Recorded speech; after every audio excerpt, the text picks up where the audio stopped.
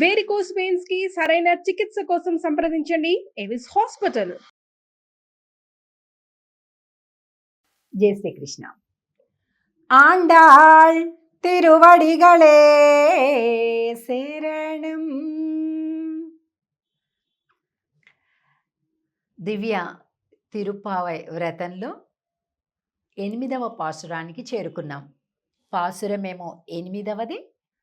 నిద్ర మేలుకొలపబడేటటువంటి గోపికనేమో 3వ గోపిక.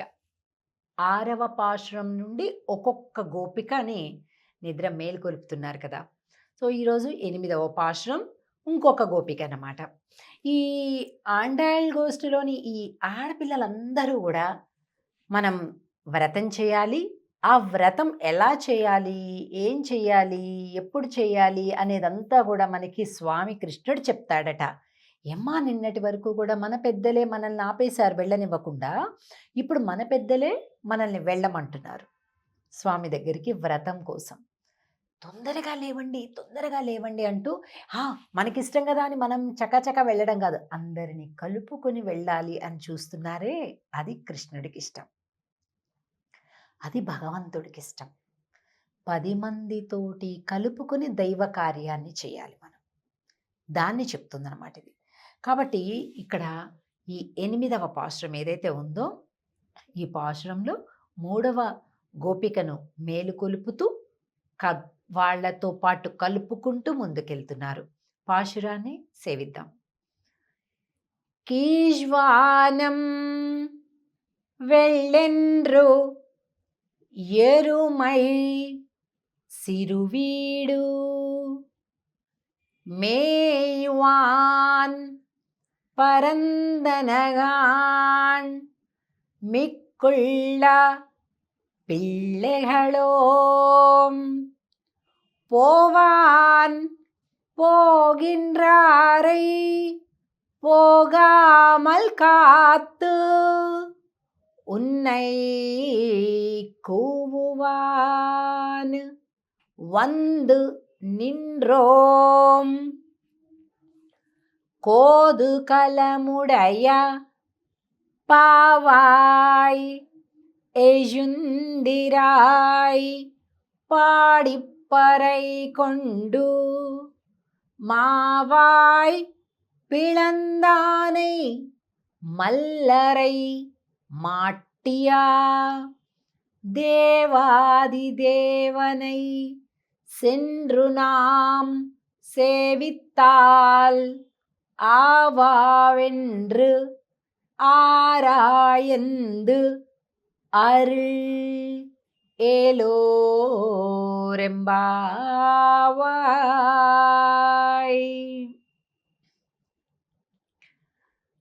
కోదు కలముడయ పావాయ్ అంటున్నారు, ఓ పతివ్రత స్త్రీ అంటున్నారు. ఏంటి పతివ్రత లక్షణాలు? భర్తని తప్ప మరొకరిని గురించి తలపులోకి కూడా రానివ్వనటువంటి, చక్కగా భార్యా ధర్మాన్ని నిర్వర్తించేటటువంటి వాళ్ళని అంటాం కదా. మరి వీళ్ళంతా పెళ్లిగానే ఆడపిల్లలు, మరి ఈవెండెందుకు పావాయ్ అంటున్నారు, పతివ్రత అంటున్నారు అంటే, ఆ శ్రీకృష్ణ నామం తప్ప అసలు ఇంకోటి ఏది తలచదు. కృష్ణుడే కావాలి. హనుమంతుడికి ఎలాగైతే రాముడు ఒక్కడే కావాలో, అలాగే ఈ గోపిక కృష్ణుడే కావాలన్నమాట. ఇంకే దేవీ దేవతల్ని కూడా ఆమె స్మరించదు, పూజించదు, జపించదు. అందుకని పతివ్రత స్త్రీ అంటున్నారు. ఇంకొకటి ఏమంటున్నారు? కోదు కలముడయ అంటే గొప్ప కుతూహలం, అంటే అందరికంటే ముందు నేనే ఫస్ట్ అందరినీ లేపుతాను అని చెప్పిందట ఈ గోపిక. కానీ రాలే, ఇంకా పడుకొనుంది. వీళ్ళందరూ వచ్చి చెప్తున్నారనమాట, అమ్మా కీజ్వానం వెళ్ళెండ్రు ఎరుమై సిరువీడు. పశువులన్నీ కూడా వెళ్ళిపోతున్నాయి చూడు, సిరువీడు, పొద్దున్నే కొద్దిగా మెయ్యడానికి వెళ్తాయి చూసారా, అక్కడికి వెళ్ళిపోయి. కీజ్వానం వెళ్ళెండ్రు, తూర్పు వైపు చూడమ్మా, చక్కగా తెల్లవారిపోతుంది మంచిగా.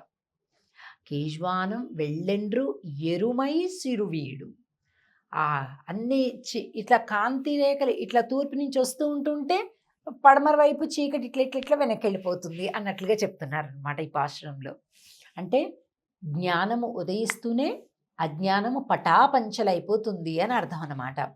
కీజ్వానం వెళ్ళెండ్రు ఎరుమై సిరువీడు మేయ్వాన్ పరందనగాన్ మిక్కుళ్ళ పిల్లగళం. మిగిలిన పిల్లలందరూ వచ్చేసారు, అందరూ మిక్కుళ్ళ పిల్లగళం అందరూ వచ్చేసేసారు. ఆహా, అందరూ వచ్చేసారా, ఇంకా నేనెందుకో అని గోపిక అంటుంటే, అమ్మా పోవాన్ పోగిన్రారై పోగామల్ కాత్, పోవడమే ప్రయోజనంగా పోతూ ఉన్నాం. అంటే వెళ్ళాలి వెళ్దామని బయలుదేరాం, కానీ నువ్వు రాలేదు అన్న విషయం ఒక్క నిమిషం ఆలస్యంగా చూసాం. చూసి ఏం చేసాం, వెంటనే ఆగిపోయాం, అందరం ఆగిపోయాం. ఏమైంది, కూవాన్ వంద్ నిండ్రోం, నీ ఇంటి ముంగిట నిలబడ్డాం, అందరం ఆగిపోయాం, వెళ్ళేవాళ్ళం ఆగిపోయాం. అంటే బయలుదేరారు కదా, వెళ్తున్నారు కదా, వెళ్ళండిలే. నువ్వు లేకుండా మేము వెళ్ళాం. మేము అనుకున్నాం నువ్వు ఉన్నావు అనుకున్నాం, అనుకొని బయలుదేరాం. కానీ చూడగానే ఏమైంది, నువ్వు లేవు. అది తెలిసిన వెంటనే ఎక్కడ వాళ్ళం అక్కడ ఆగిపోయి నీ ఇంటి ముందుకు వచ్చి నిలబడ్డాము. ఉన్నై కూవాన్ వంద్ నిండ్రోం కోదు కలముడయ్య, కుతూహలం కలిగిందానివి కదా పావాయ్, ఓ పతివ్రత స్త్రీ, ఏజుందిరాయ్, మేలుకొమ్మ, మీరందరూ వెళ్ళిపోతున్నారు కదా, నేను ఇంకా రాలే కదా, అట్లా లోపల ఆ గోపిక అంటున్నట్లుగా భావం చేసి, అమ్మా పర అనేటటువంటి వాయిద్యాన్ని స్వామి ఇస్తా అన్నాడు కదా, మర్చిపోయావా, పాడి పరైకుండు మావాయ్ పిళందానై మల్లరై మాట్టియా. అంటే ఆ కేశి అనేటటువంటి గుర్రమును ఇట్లాగా చీల్చి వేసేసాడు. ఎంత పరాక్రమం ఉన్నాడు మన స్వామి యొక్క లీలను మనం పాడుకోవద్దు.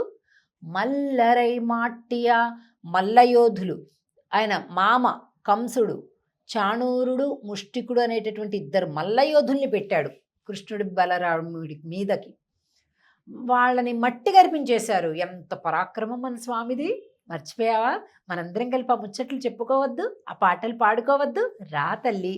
మల్లరై మాట్టియా, మామూలు వాడ మన స్వామి, మన కళ్ళకెదురుగా మన స్నేహితుల్లాగా కనిపిస్తున్నాడు, కానీ దేవాది దేవనై సెన్రునాం సేవిత్తాల్, ఆ దేవదేవుడు, ఆ దేవుడమ్మా ఆయన్ని సేవించటానికి వెళ్తున్నాం.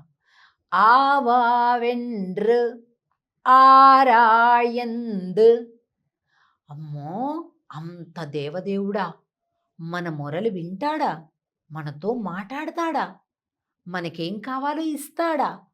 ఇన్ని సంశయాలుంటే అలాంటి సంశయం ఏమీ వద్దమ్మా.